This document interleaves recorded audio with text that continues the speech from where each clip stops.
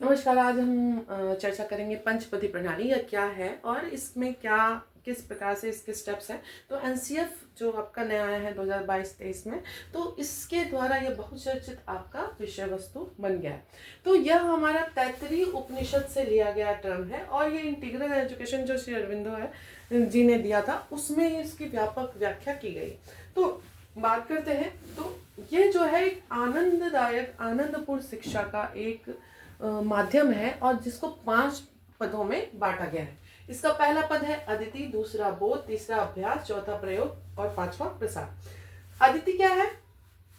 अदिति में शिक्षा जो दी जा रही है वो छात्र की यह भूमिका, मतलब यह है कि ज्ञान की भूमिका क्या है, इंट्रोडक्शन, और बच्चों में जिज्ञासा उत्पन्न करना।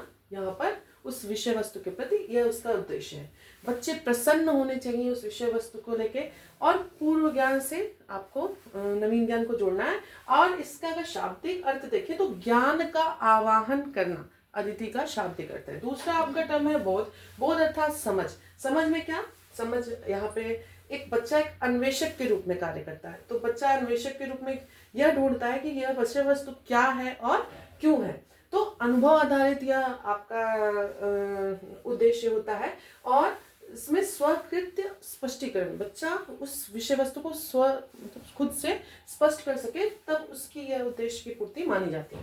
इसमें प्रत्यक्ष अनुभव द्वारा गहन समझ जो है विकसित की जाती है और उपनिषदों में इसी को विज्ञान कहा गया है, मतलब शिक्षण प्रणाली में इसको विज्ञान कहा गया है। अब तीसरे स्टेप की बात करें तो अभ्यास क्या है? किसी चीज को दृढ़ करना, त्रुटि का सुधार करना, कर्ता की तरह कार्य करना, उस विषय वस्तु में मास्टरी लाना और आत्मविश्वास का वर्धन करना, ये इसकी मुख्य भूमिका होती है। इसमें स्वाध्याय और मस्तिष्क में विषय वस्तु का स्थायीकरण करना होता है। अब बात करें चौथे स्टेप की, जो प्रयोग है। प्रयोग आपका जीवन से जोड़ना है, यही प्रयोग है। यहाँ अनुप्रयोग नहीं, प्रयोग की बात की गई है। जीवन से जोड़ना, वास्तविक लाभ, उस जो विषय वस्तु का बच्चा जानता हो और उसे प्रयोग कर सकता हो। एक समस्या समाधान कर्ता की तरह यहाँ ये छात्र कार्य करता है और इसका जो विषय वस्तु उसका व्यवहारिक उपयोग करना सीखता है। इसमें जो ज्ञान है उसको कर्म में उतारना ही प्रयोग है। अब पांचवा और आखिरी जो स्टेप पंचपदी का है वह है विस्तार व सृजन करता।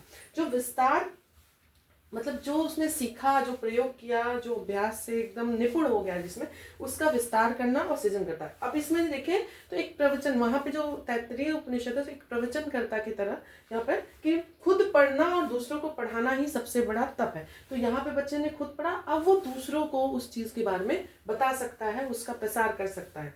तो सामाजिक साझाकरण और सीखने से जो सीखने वाला था वो सिखाने वाला वो छात्र हो जाता है।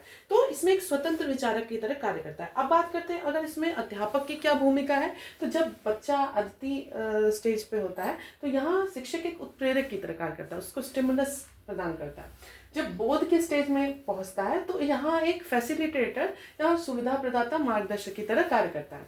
यहाँ स्कैफोल्डिंग की भी बात की जाती है। अब जब अभ्यास करता है तो यहाँ वह कोच या सहायक की तरह शिक्षक कार्य करता है और जब प्रयोग करता है बच्चा तो यहाँ मेंटर और मूल्यांकनकर्ता की तरह कार्य करता है। अब जब वो बच्चा यहाँ पर दक्षता या निपुणता हासिल कर लेता है, प्रसार, तो श्रोता व मंच प्रदान करने वाला प्रोत्साहक के रूप में शिक्षक यहाँ पर कार्य करता है। तो ये आपके 5 पदे जो है अदिति, बोध, अभ्यास, प्रयोग, प्रसार। इसका संक्षेप में हमने ये देखा कि किस स्टेप में छात्र के किन उद्देश्यों की पूर्ति होती है। धन्यवाद।